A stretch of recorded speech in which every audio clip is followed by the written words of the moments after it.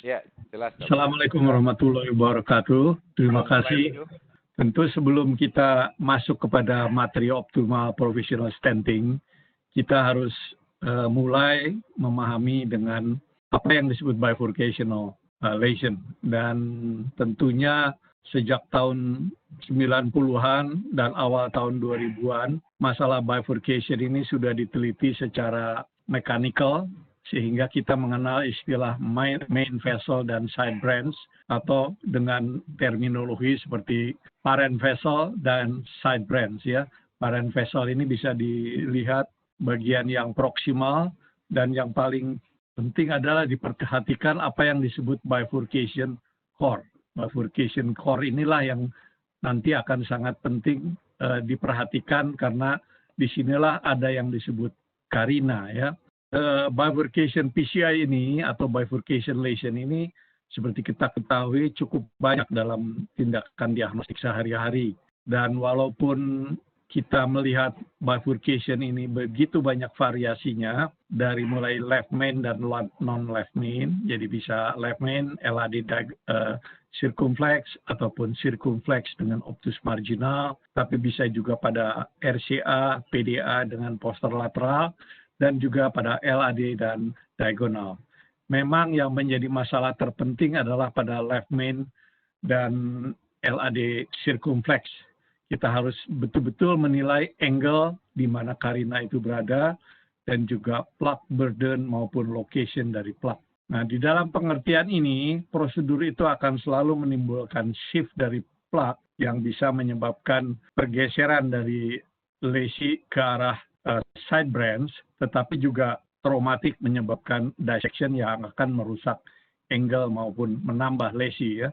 Jadi kalau kita lihat perkembangannya, semua tentu kita harus mengerti apa yang disebut perubahan histopatologi dari aterosklerotik dari lesion ini. Dan di sini kita akan lihat bahwa ada masalah fisiologi, yaitu yang disebut flow, dan ada masalah komposisi dari lesion yang merupakan yang memberikan perubahan shear stress terhadap area tersebut, terutama di daerah karina ya. Memang dalam perkembangannya professional society, terutama European Society yaitu EBC, dan juga Asia Pacific atau Asia Bifurcation, nanti melihat bahwa prosedur bifurcation PCI ini harus memerlukan suatu program training dan understanding dari bifurcation teknik. Oleh karena itu, materi-materi yang akan diberikan ini sebetulnya merupakan perkembangan dari pembelajaran prosedur coronary stenting yang telah bertahun-tahun ya. Nah, masalah yang awal sekali seperti sejawat dan peserta lihat bahwa ada lobby US, barangkali di sini kita lihat JUC maupun Savian Classification, tapi yang paling agresif dan paling maju di dalam mempelajari bifurcation itu apa yang disebut ICPS ya. Jadi itu sebetulnya kalau kita ingat Institut Kardiologi Paris Sud, itulah yang salah satu yang memelopori juga apa yang disebut EuroPCR, dan akhirnya yang kita sepakati, kita tahu bahwa klasifikasi ini berdasarkan main branch dan side branch dan distal side, kita mengenal apa yang disebut Medina Classification. Dan Medina inilah yang kemudian sampai sekarang menjadi panduan dalam mengklasifikasikan dari coronary, baik pada left main maupun pada non-left main. Tetapi yang menjadi poin terpenting adalah Medina Classification itu dilihat secara apakah? Apakah secara angiografi saja, pada posisi apa saja, atau kita mulai menggunakan imaging dan fisiologi dalam mengklasifikasi dari Medina tersebut. Nah, saya kira kita harus mempelajari histori, sejarah, bahwa memang bifurcation ini menjadi sangat populer, menjadi sangat maju karena lahirnya European Bifurcation Club ya, yang pada tahun 2004-2005 yang menghasilkan first meeting, karena pada waktu itu isu mengenai bifurcation ini one stent atau two stent menjadi sangat penting, dan kemudian ada pemikiran bahwa two-stand ataupun bahkan dedicated bifurcation itu menjadi suatu hal yang penting untuk menyebabkan coverage dari bifurcation, terutama Karina, itu menjadi sangat baik. Tapi seperti Anda lihat di sini bahwa saat itu pun sudah diragukan bahwa two-stand menjadi lebih baik daripada one-stand. Dengan kata lain, kita harus melihat klasifikasi ini dari klasifikasi ICPS, di mana lesi itu dibedakan dari type A, type B, type C, dan type D. Dan kita lihat di sini TVR pada 7 bulan, semua yang menggunakan one stand dibandingkan two stand, baik pada lesi ini menunjukkan bahwa one stand only lebih baik ya. Kita kembali kepada tadi yang disebut Medina Classification. Ini ada satu studi bahwa Medina ini kalau kita lihat dengan angiografik dan kemudian dilihat dengan IFUS, kita harus melihat bahwa penemuan dari IFUS itu umumnya menunjukkan adanya lesi ataupun kontinuitas lesi dari distal left main ke proximal LAD. Sehingga apa yang kita lihat dari angiografi mungkin akan terjadi kesalahan karena kita tidak melihat continuous involvement dari lesion itu. Dalam penelitian ini didapatkan hampir 90% kasus itu kalau dilihat secara IFUS kita akan melihat misalnya pada Medina 1111 kita akan melihat 62% maka continuous ya. Sedangkan kalau kita mendapatkan lesi yang misalnya 010 kita hanya mendapatkan 1-2% kontinuitas lesi tersebut. Nah, technical issue dari left main bifurcation stenting ini memang menjadi sangat challenging karena bifurcation lesion itu sangat tergantung dari angle dan side branch maupun main branch vessel size yang bisa sangat berbeda. Oleh karena itu sejak tahun 90-an saya kira kita mengenal teknik-teknik yang disebut professional, T-stenting, crush, TAP, atau bahkan sekarang apa yang kita sebut sebagai DK crush ya. Nah, tetapi dari EBC ini didapatkan bahwa crossover stenting itu menjadi sangat bermanfaat karena side branch misalnya pada LSX osteum itu tidak selalu terpengaruh oleh crossover stenting ini. Ya.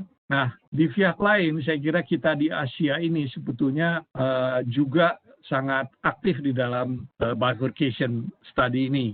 Dan kalau kita mengikuti bahwa Asian Bifurcation Club atau ABC ini memang didominasi atau dipelopori oleh Dr. Chen Shaoliang dari Nanjing ya, tetapi kemudian juga di Jepang ada kita kenal Kokura Meeting yang sering atau berulang-ulang beberapa anggota kita ke sana. Nah, kita lihat Asia Pasifik ini memperbaiki atau melengkapi Asian Bifurcation Club dengan membuat konsensus baru ya yang kira-kira bulan April kemarin di Singapura dibuat dan ini saya kira akan menjadi pembanding dari rekomendasi semua dari European Bifurcation Club ya.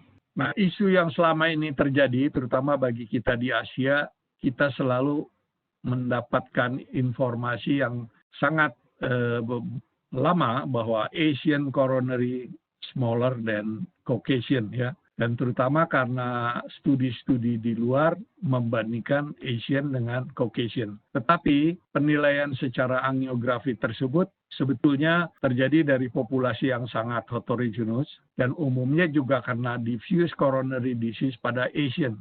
Akhirnya data ini sebetulnya kalau dilihat sebetulnya inilah perubahannya bahwa pada Caucasian yang umumnya lebih develop dibandingkan dengan Asian, itu ada beberapa hal yang kita sadari terutama di Indonesia misalnya kita mempunyai health reimbursement yang lebih kecil sehingga kita tidak bisa menggunakan pengukuran IPS lebih baik sehingga kita punya asumsi coronary Asia itu lebih kecil. Padahal dengan diffuse disease, dengan plaque yang sangat signifikan, sering kalau kita dengan IFUS, layer outernya pembuluh darah koroner Asia itu sebetulnya tidak terlalu banyak berbeda. Dan hal ini sebetulnya terjadi sehubungan dengan body surface area saja. Ya. Di dalam perkembangannya baik pada left main maupun pada bifurcation lesion ini, ternyata Asian juga mempunyai pengalaman yang sangat besar karena seperti kita ketahui populasi Asia ini menjadi lebih sangat menonjol ya. Saya kira apa yang dipelajari oleh Asia Bifurcation Club dan Asia Pacific ini adalah pengertian yang saya kira sangat baik untuk kita, bahwa bifurcation itu harus dipikirkan bagaimana pengaruh anatominya, bagaimana secara fisiologi koronerinya, dan bagaimana dampak clinically ischemianya. Dan yang paling penting kemudian bagaimana prognostik pasien dengan bifurcation tersebut. Nah, tentu semua ini bisa dinilai dengan data-data fisiologi, ya, seperti kita ketahui FFR, IFR, FFR, RFR, yang akan bisa menunjukkan bahwa anatomically dengan fisiologi itu sering tidak sesuai.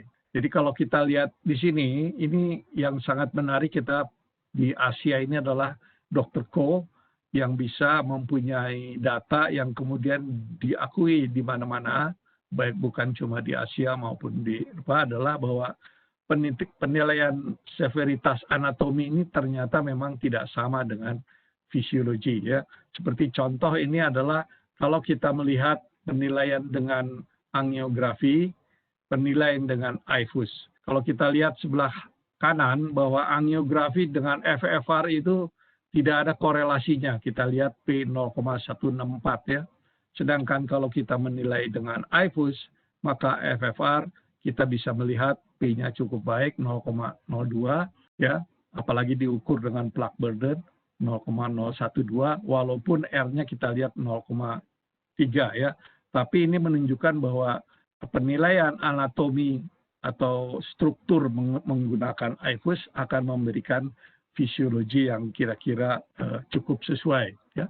Jadi ini literatur kalau nanti para fellow bisa mencari penelitian-penelitian dari Dr. Ko ini mengenai severitas anatomi dan fisiologi yang bermana, kita lihat cut off point anatomi angiografik itu adalah 75%, di mana kita melihat kalau side branch-nya menunjukkan lesi 75%, maka FFR di bawah 0,75 itu cukup besar. Tetapi kalau pada ACS tentu hal tersebut bisa terpengaruh karena adanya trombus ya. Dan kita juga lihat di sini data bahwa masalah side branch ini kalau kita nilai dengan FFR kita akan mendapatkan bahwa 10% FFR itu pasien itu tidak bisa dilalui dengan FFR dengan sangat mudah ya. Dan kita lihat bahwa lesi yang di angiografi bermakna, tetapi kita mendapatkan di sini bahwa 12% populasi ternyata FFR-nya tidak sesuai ya. Kemudian penelitian dari Dr. Chen yang sangat menarik di sini adalah mengenai side branch intervention ya. Di sini dilihat bahwa kalau kita menggunakan FFR guided, maka FFR di bawah 0,8 dan side branch stenting itu tentu menjadi sangat dibutuhkan ya. Dan kita lihat di sini bahwa penilaian angiografi dan penilaian FFR ini tidak terlalu banyak berbeda ya. Tetapi sekali lagi kalau side branch closure maka outcome tentu akan lebih jelek. Jadi coronary bifurcation intervention ini memang prognostik sangat bisa dipengaruhi oleh bagaimana pengaruhnya terhadap side branch. Mungkin secara klinis atau secara non-invasif kita mengenal apa yang disebut ischemic burden ya, atau di sini disebut FMM ya 10% ya. Jadi kalau pada left main kita lihat side branch supply itu sampai terganggu bisa besar kalau lesi side branch itu terganggu sehingga pada non left main kita lihat lebih kecil 21% ya, dan nilai side branch yang lesion yang panjangnya 73 mm itu umumnya mempunyai ischemic burden lebih dari 10%. Oleh karena itu ini menjadi panduan pada pembuluh darah mana kita menilai ya. Jadi di sini diperlihatkan pada LAD diagonal ya, pada LCXOM maksudnya ya, kita lihat tidak terlalu besar perbedaannya pada posterolateral dengan PDE ya. Ini saya kira panduan yang umumnya sekarang harus kita nilai bahwa side branch itu harus kita nilai compromise atau tidak, mempunyai risiko compromise atau tidak. Tentu penilaian ini bisa secara angiografi saja, bisa menggunakan imaging lain, misalnya dari sebelumnya kita menggunakan CT coronary, atau bisa juga menggunakan imaging. Dan oleh karena itu kita kemudian memikirkan apakah harus menggunakan wire protection atau tidak. Jadi kalau tidak ada risk untuk compromise, maka side branch itu professional stenting itu menjadi pilihan, dan prosedur terhadap side branch itu hanya dilakukan kalau ada iskemia atau ada simptomatik. Memang menarik di sini, ada beberapa case yang dulu kita lihat bahwa untuk membuktikan itu kita bisa menilai oklusi dari side branch, misalnya menggunakan balon, dan kita bisa lihat perubahan ECG pada pasien atau pasien mengalami simptom atau tidak. Ya. Tetapi kalau misalnya pasien itu risk untuk timbul side branch compromise, kita harus lihat apakah suitable atau tidak untuk two-stent strategi. Kalau tidak suitable, maka professional stenting tetap merupakan pilihan pertama ya, dengan mengusahakan side branch protection. Nanti akan kita lihat ya prosedurnya. Kemudian kalau dari awal kita sudah melihat bahwa pasien itu ideal untuk two-stent strategi, maka kita di sini akan memikirkan apakah profesional dengan persiapan side branch stenting atau upfront two-stent strategi ya. Nah, jadi data-data mengenai one atau two-stent strategi kalau kita mundur ke belakang ini memang sangat menarik, karena kalau era sekarang dilihat dari flow dynamic, jadi saya kira sangat menarik. Jadi ini memang simulasi flow ini kalau kita lihat baseline, kemudian simple main vessel stenting, kemudian dengan kissing, dengan tap, dengan decay crush, dan dengan kulot. Memang kalau kita lihat flow, maka pada decay crush kita akan lihat di sini bahwa flow ini menjadi sangat baik ya. Ini sangat baik sekali kepada side branch ya. Ini saya kira kemajuan biomedical engineering dan juga sangat membantu kita untuk melihat bahwa bagaimana two-stent strategi yang baik dan benar, optimal, memang bisa memberikan flow yang lebih baik. Nah, masalah stent sendiri secara awal, kalau kita tahu bahwa stent yang lama kita mempunyai strut yang sangat tebal, tetapi sekarang strut menjadi lebih baik. Tetapi adanya karina dan sudut dari karina ini, kita harus ingat bahwa metal pun bisa mengalami strut fracture di sini ya, kalau sudutnya tidak baik ya. Kemudian juga area low stress ya. Oke. Nah, ini saya kira beberapa trial yang menunjukkan bahwa one stent strategi dibandingkan two stent strategi dulu ini registry saja dari Palmer ini kita lihat bahwa one stent itu MACE-nya menjadi lebih rendah, kematian maupun revascularization ya. Ini juga TLR pada left main dan non left main, kita lihat bahwa pada left main maupun non left main one stent itu TLR-nya lebih rendah daripada two stent ya. Dan saya kira yang paling menarik di sini adalah Nordic study karena follow up-nya sudah 10 tahun. Kita lihat bahwa profesional teknik dengan two stent itu bahwa profesional mempunyai MACE yang lebih rendah ya. Kita lihat dibandingkan two stent ya. Sedikit lagi ini kalau lihat decay crush yang terakhir-terakhir ini kita lihat bahwa bifurcation itu profesional dibandingkan two stent. Memang kemudian decay crush menunjukkan angka yang lebih baik ya, apalagi setelah dilakukan data yang lebih baru ini saya kira dari Dr. Giola ya, decay crush dengan professional stenting memang decay crush baik, tapi sekali lagi bahwa siapa yang bisa mencapai skill operators maupun hasil yang sangat baik tentu memerlukan learning by doing yang sangat baik, termasuk training-training yang cukup untuk bisa memilih kasus yang ideal untuk decay crush ya. Sebagai penutup tentu kita harus ingat bahwa ada konsensus yang harus kita baca, kita pelajari karena inilah yang akan melindungi kita dalam bekerja ya. Contohnya dari EBC ini berusaha mempertemukan ESC dengan European Society Thoracic Surgery. Kalau kita lihat sini sudah dibagi ya, one vessel, two vessel, mana yang left main, mana yang three vessel.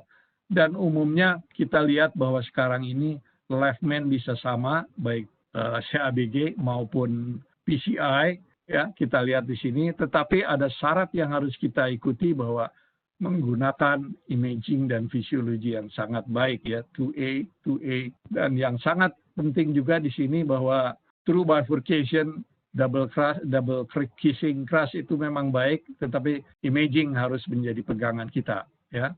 Nah, ini saya kira ada satu hal yang penting di sini adalah ini, calculation dari syntax score, severity, dan menggunakan dash yang baik. Poin yang sangat penting juga adalah ini, annual operator volume for left main PCI itu paling tidak harus 25 kasus per tahun. Jadi kita tidak bisa mengatakan bahwa guideline sama, tetapi operator belum mencapai yang harusnya dicapai ya. Kemudian surveillance juga harus dilakukan setiap 6 bulan untuk melihat bahwa prosedur tersebut aman ya. Nah sekali lagi kalau kita lihat bahwa pada left main rekomendasi itu sebetulnya true bifurcation, double kissing cross may be preferred, dan professional T-stenting itu kelasnya 2B dan levelnya B ya, bukan 1A, 1B ya. Jadi sebagai conclusion saya kira untuk kita masuk kepada presentasi dan lecture Dr. Munawar, pegangan yang dari dulu disampaikan oleh EBC dan juga saya kira dianut sekarang di mana-mana adalah keep it simple and safe. Nah safe inilah saya kira yang penting ya. Dan randomized clinical trial itu sudah dilakukan untuk suatu optimal strategi dari bifurcation lesion. Dan kalau kita bisa melakukan treatment dengan 1 stent, kenapa harus kita melakukan dengan 2 stent? Karena data-data banyak sebelumnya menunjukkan 1 stent lebih baik dari 2 stent ya. Jadi elective stenting dari bifurcation yang kompleks ya tentu memerlukan 2 stent approach, dan disinilah saya kira imaging fisiologi skill sangat dibutuhkan. Saya kira slide itu menjadi penutup dan mudah-mudahan bisa menjadi pengantar untuk presentasi Dr. Munawar. Terima kasih.